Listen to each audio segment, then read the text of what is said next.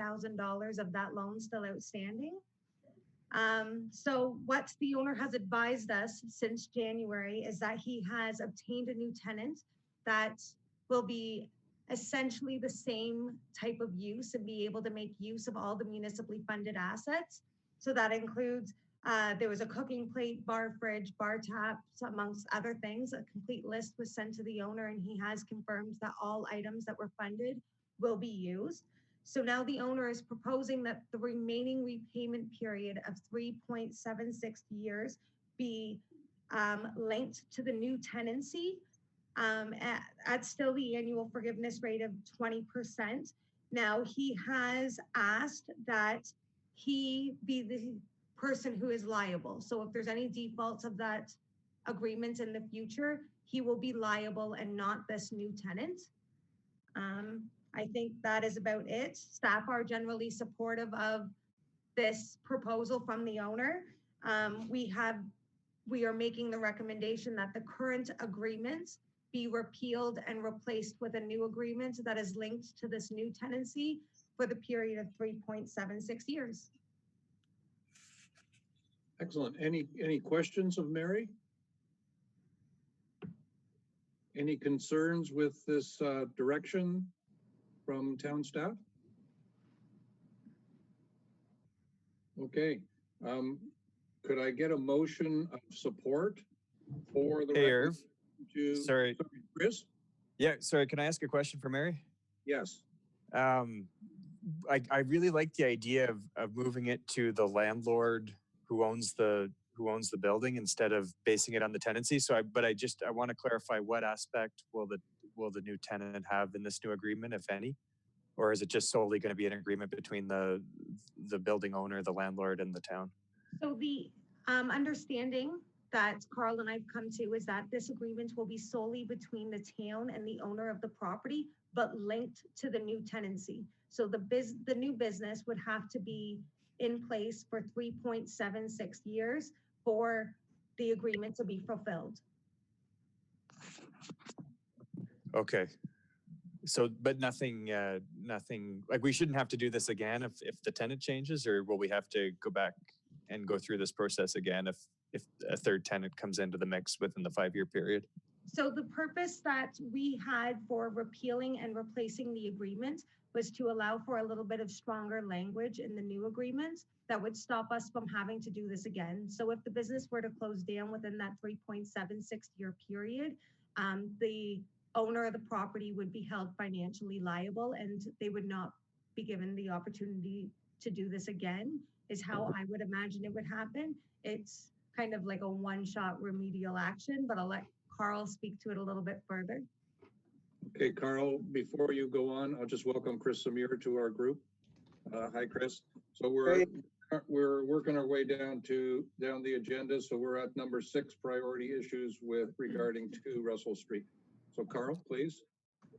Well, the rationale behind why this is structured as a forgivable loan is that the municipality is contributing to this, so we'd want to secure the municipal investment, so that if a business owner were to disappear or to leave or something like that, and the town has contributed to some of those costs, we would be looking to have those costs recovered. So the reason that Mary is making the recommendation she is here is that in this case, the investments that the municipality made a couple of years ago are all going to be kept there. They're not going to be abandoned or left behind or changed. But given the structure of the agreement, we can't, some action would need to be taken and the agreement would need to be changed, which is something that can only be approved by council. Okay, thanks, Carl. I'm wondering if the landlord had come to us directly and had these renovations done, and there would never be a tenancy associated with the application, then would there be any complications with that? Like, I'm wondering if it's just easier to take the tenancy part out of it and go right with a landlord and the town and have it on the new agreement, and then as long as they're owning that building, and it doesn't really matter what the name is on the commercial space that they're renting. Does that make sense? Or Mary?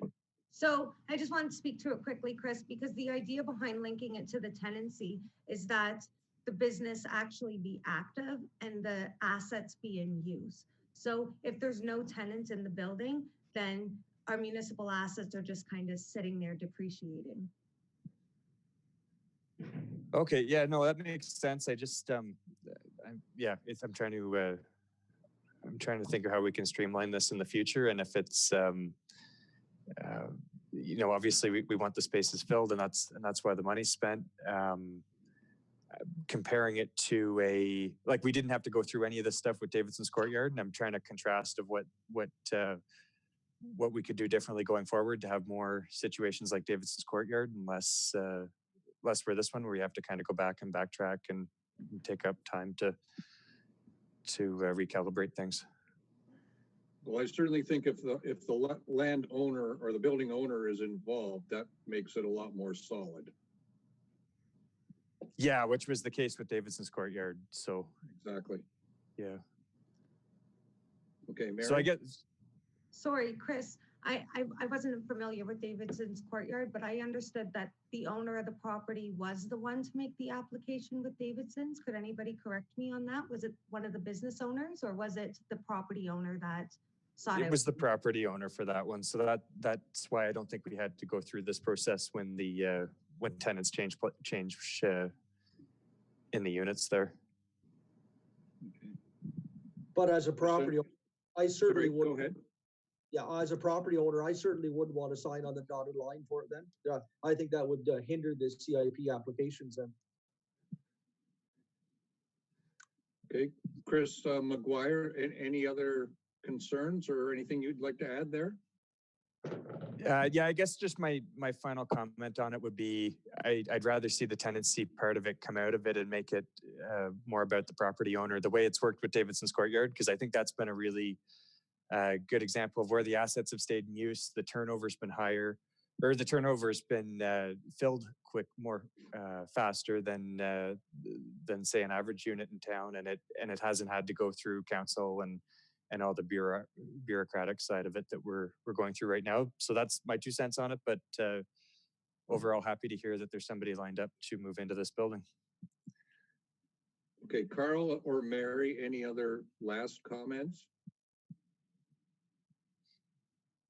I think just in a general sense, I think, and as we work through CIP applications and all these little things come up, just the natural administration and wording of our agreements is going to evolve. Certainly from my perspective, I'd rather keep it streamlined as much as possible as well. So that's one of these. We're learning as the program evolves and matures, and as we deal with the unique situations. So good comments, good conversation, and definitely as these applications come in the future, we'll work with the team around the table here to make sure that the agreements do what it is we want them to do. Should I ask? Sorry, go ahead, Chris. If Brian Paquette resurfaces under another name, would we blacklist him? Would he be blacklisted from the CIP program in the future for a certain period of time? There is eligibility requirements outlined under 8.1. So if he doesn't meet the criteria for the eligibility requirements, so say one of those is he's in default of a municipal bylaw, or he owes property taxes, or is in any other form of arrears with the town, then any further applications would be deemed ineligible. Okay. Mary, was it the landowner who asked for the tenant to be included in this, or was it the town who asked? For the tenant to be included. So he's asked that it be linked to the new tenancy, but he has asked that he have full responsibility in the agreement. So he's taking on this responsibility himself, even though the remaining period would be linked to the activity in the new tenant, for the new tenant, sorry. Okay. Is it public knowledge who the new tenant is? Do we know that or no? So I'm not sure if it is public yet, but the tenant has made an application for business license, and once the state of emergency is complete, tends to open business when allowed. Okay. If we approve the link towards the tenant and the tenant backs out of this, what would happen? So the tenant's not going to be assigning authority on the agreement. So the agreement is solely between the town and the owner. And it would just be linked to the new tenant keeping an active business for the remainder of the period. So that 3.76 years, the business would actually have to be open for that long for the program to forgivable loan to be satisfied. Are we assuming it's a bar? Is that what we're assuming? It's a bar, just replacing the existing It's one? not so much of an assumption. I did take a look at the business license the other day. It's essentially identical. So there doesn't seem to be any difference in layout, and the owner has indicated that the tenant will be using all of the municipal assets. So I know, Chris, you missed this, but we sent a complete list of what the municipality funded to the owner, and he confirmed that all assets will be in use by this new tenant. Okay, where do we stand? Do we want to approve the motion as stated, or do we want to exclude the tenant in this motion? Chris? Chris McGuire? No? Yeah, my preference would be to exclude the tenant, but I don't know how other people feel. I'm the only one that's had any comments on it, so. If I know who the tenant was, it makes it easier. If it's somebody credible, that's a whole different thing. If not, leave the person that's paying the property taxes on the hook. Okay. I'm just going to go around the table to get everyone's feelings. Karen? I'm good with it the way it is. I think it gives a time frame, and it's not linked directly to the tenant. The owner's taking responsibility, but it does give the time frame of the 3.7 that's left. So I think it's good. Okay, Becky? I actually completely agree with Karen on this one. So. Okay, Janet? I mean, I certainly, if majority says to leave the tenant in, but in all fairness, if really his feet aren't going to be held to the fire, then what's the point of leaving him in? The owner is ultimately responsible, but majority, if they want to leave the tenant in, I'm fine with that as well. But I'm just not really sure the purpose of that, to be honest with you. But Okay. I'm assuming Carl and Mary, you'd like to leave the tenant in as it's written? So I think there might be some confusion. It's not so much that the tenants will be a party in the agreement. It's just more that this business would need to be active for, it couldn't switch to a different business over that period is what's happening. So that 3.76 years, this business would have to be active for to ensure that it's not transferred to a different business owner, so to say. So it would be linked to the new tenancy in the sense where the tenant would have to be a business, like an open business, but the tenant doesn't have an interest in the agreement. So that agreement is just solely between us, the town, and the tenant, not the tenant, sorry, the property owner. And although it's linked to the tenancy to make sure that the business is open for the remainder of the repayment period, the owner, not the business owner, the tenant doesn't have an interest in the agreement. They won't be somebody who signs on it. They won't be held liable if there's a default to the agreement. All of that will be on it will be the owner's responsibility. What's the difference if that tenant is there or they fold and someone else comes in and uses all the components that that the town provided? Karen? So I think the thing would be that if this business left and a new tenant came in, they may not use any of the equipment that's left. They could take it out, could be like a sandwich, like a coffee culture, that's what it was, that used to be there, and they wouldn't need any of the stuff that we funded. This way, we're ensuring that what we gave the money for is in use for that period of time. And if it's not, then the town gets their money back. Karen has it bang on. Okay, so maybe what I'm hearing is we're going to go ahead with the recommendation.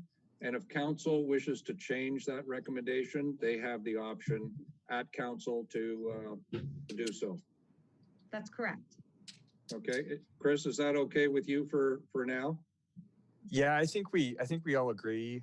It's just the wording of it that that's a little bit confusing. So I definitely agree with Karen and think that you know, if they're going to liquidate all this stuff that's been subsidized, obviously, you know what I mean. The agreement is not the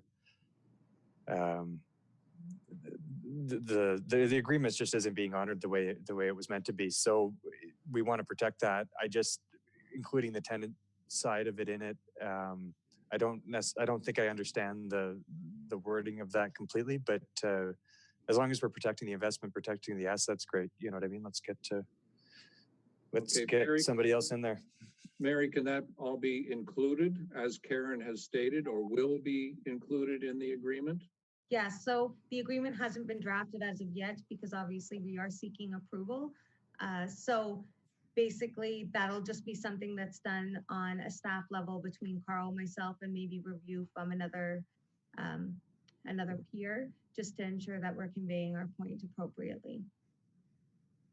Okay. Okay, can someone make a motion that we'll accept? Are there any other outstanding work orders on the property before that should be taught that had to be complete before we approve that or before it's approved? Mary or Carl? I haven't been made aware of anything further. My understanding from, it was a while back, I apologize, but previous correspondence was that the owner was working towards paying off arrears that were previously indicated. If there was something wrong with the kitchen hood or something, was that ever remedied?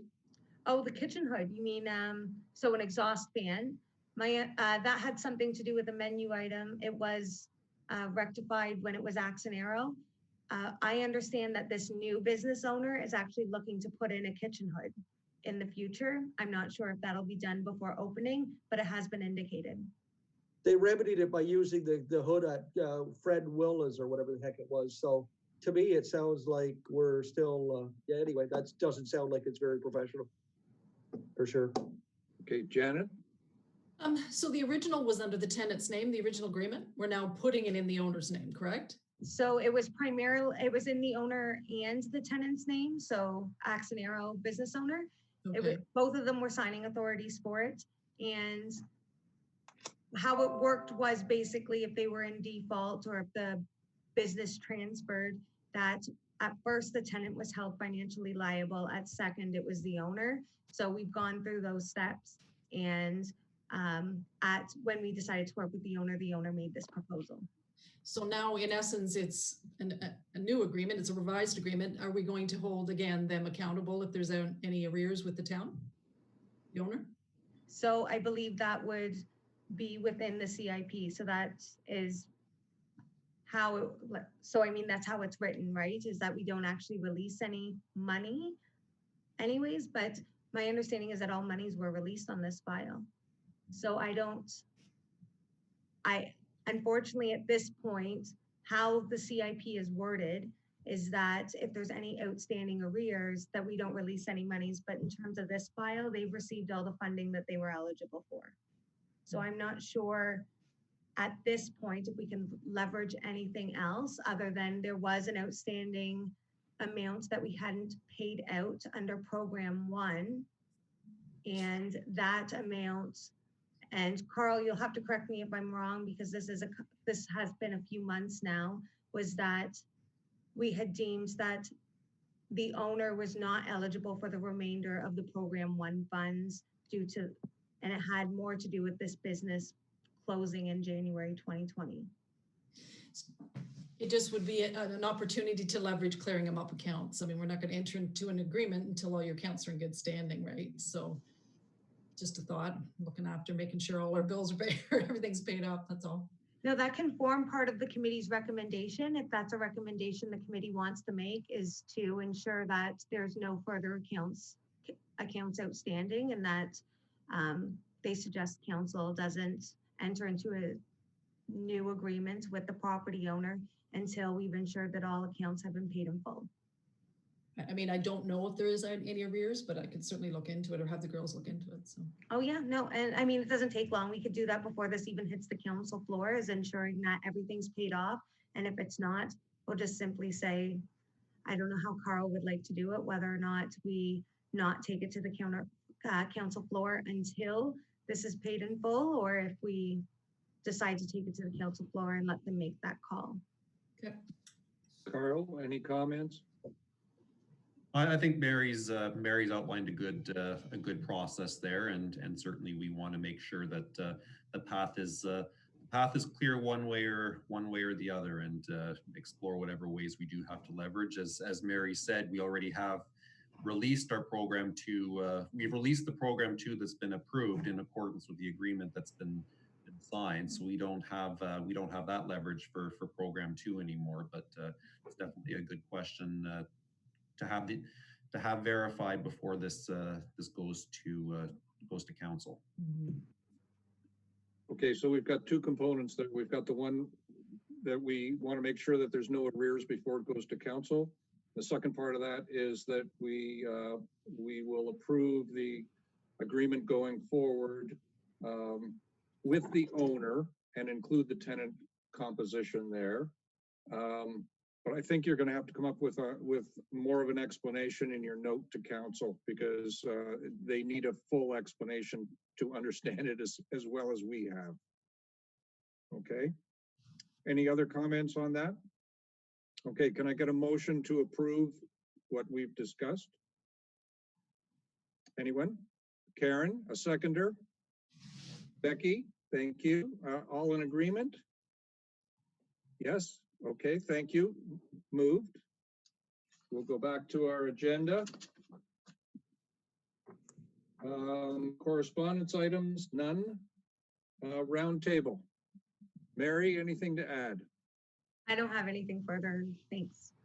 Okay, Carl? Nothing at the moment, Mr. Chair. Okay. Becky, Hmm. anything to add? We can't hear you. Your mute's on back. I There you unmuted go. myself and then muted myself, sorry. I think we have hopefully some interesting opportunities, coming down the pipe. There are some new possibilities, I think, besides Trish Crockey with the Pickled Pig, looking at an application, which I think we've received a partial one. Am I right, Carl and Mary? But it's still in the process. But there's a couple other properties that I'm hoping that we'll see some applications for. So that's about it. Okay, thank you. Janet?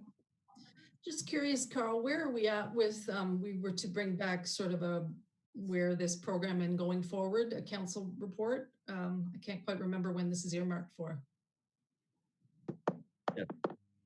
Good question, Janet. Yes, that was something that was earmarked for the spring, and a few other things have popped up in the last little while that has sort of rearranged a lot of our workload, but we definitely haven't forgotten about it, and we hope to bring a framework to council for discussion, and then circulate that back to the group. And actually, now that we're on the topic of a roundtable, just to give the group a heads up as well, and just to see what people's thoughts are. With the focus now on supporting businesses as we look to recover from the pandemic, there could be an opportunity for CIP looking at assuming businesses are going to need to be doing some interior upgrades such as plexiglass and other things to enforce social distancing. There could be an opportunity for the CIP program under program 2 with the existing policies to support our local businesses moving forward on that. Becky last year did a really good blitz on signs, and we got a handful of good sign applications following that. So I'm just interested on any thoughts that the group might have on exploring or promoting that.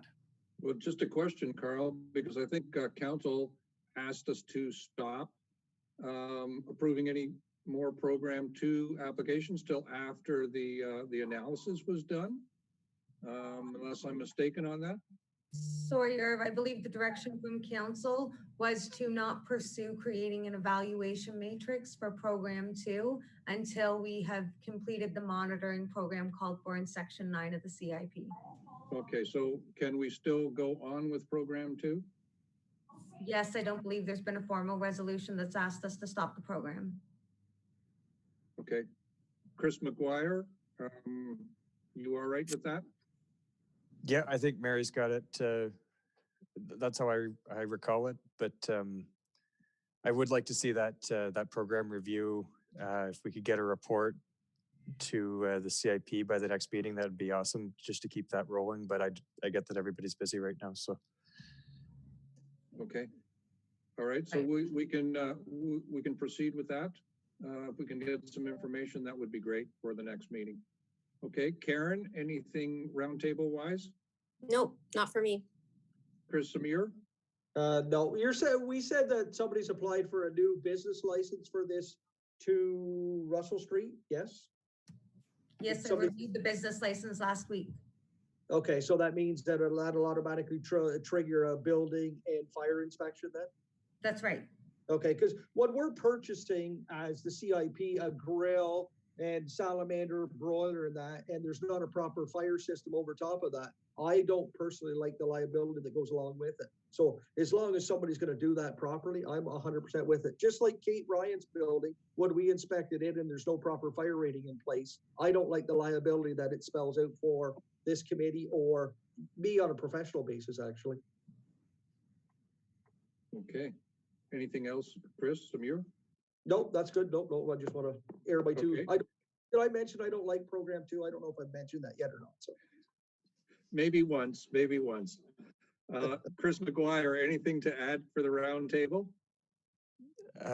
No, I think I think we've had a good discussion today. Thanks for the first e-meeting, Irv, and Mary and Carl for getting us ready to go. So Absolutely.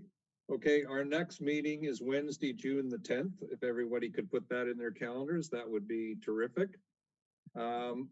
Mary, could you give me a call, please?